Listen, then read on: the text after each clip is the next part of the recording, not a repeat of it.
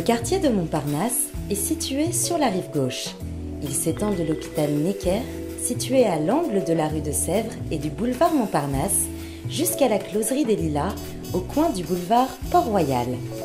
Son nom, Montparnasse, le quartier le doit aux étudiants qui, après 1725, l'avaient surnommé ainsi à cause d'une colline artificielle formée de gravats entre le boulevard du Montparnasse et le boulevard Raspail.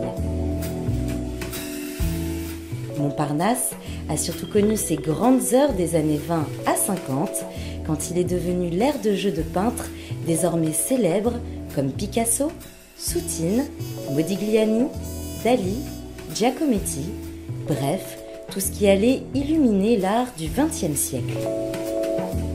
La Coupole, lieu art déco dont les 27 colonnes intérieures ont été peintes par des artistes de l'époque, d'autres brasseries comme le Select, le Dôme et la Rotonde du boulevard Montparnasse ont également vu défiler de grandes figures, Cocteau, Aragon, Joséphine Baker, Malraux, Prévert, Édith Piaf. Kiki de Montparnasse, modèle de Fujita de Modigliani, entre autres, et amante de Man Ray, fut l'égérie du quartier.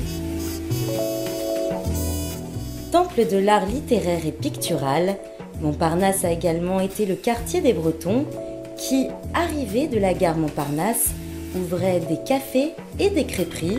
Alors bien sûr, si vous aimez les huîtres et les galettes de sarrasin, vous choisirez d'aller là-bas pour les déguster. Pour vous balader agréablement dans ce quartier, voici un itinéraire recommandé. Vous commencerez par la rue Campagne Première, qui traverse les boulevards du Montparnasse et Raspail, dans laquelle de nombreux ateliers d'artistes jalonnent encore les trottoirs. Amateurs des années 20, vous serez heureux d'admirer d'authentiques façades de cette époque.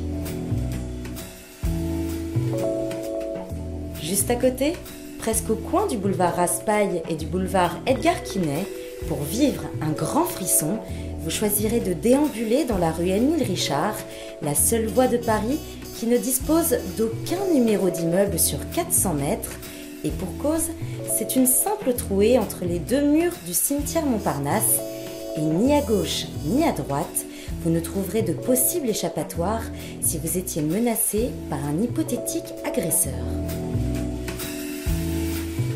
Avant d'aller faire un tour dans le jardin du Luxembourg, même si celui-ci est réputé faisant partie du quartier latin, vous remonterez le boulevard du Montparnasse jusqu'au boulevard Port-Royal et vous irez déjeuner à la closerie des Lilas et peut-être vous assoirez-vous sur la banquette qu'occupait Émile Zola ou Théophile Gautier et confortablement installé sur les sièges de cuir, entouré de boiseries, vous aurez l'impression d'entendre plus récemment Fitzgerald faire sa première lecture de Gatsby le Magnifique à Hemingway, deux habitués du lieu.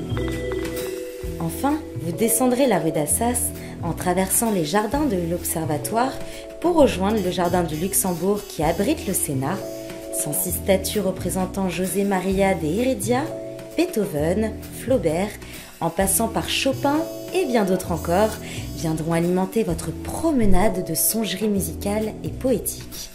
Ce jardin, créé par Marie de Médicis, au gré de ses différents quartiers, l'orangerie, les poiriers, le grand bassin, vous offrira un havre de paix en plein centre de la rive gauche.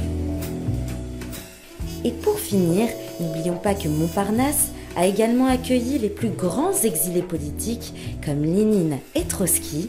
Et oui, parce que la rive gauche, plus qu'une simple rive de la Seine, reste le fief de la pensée libre et fantaisiste pour les Parisiens avertis.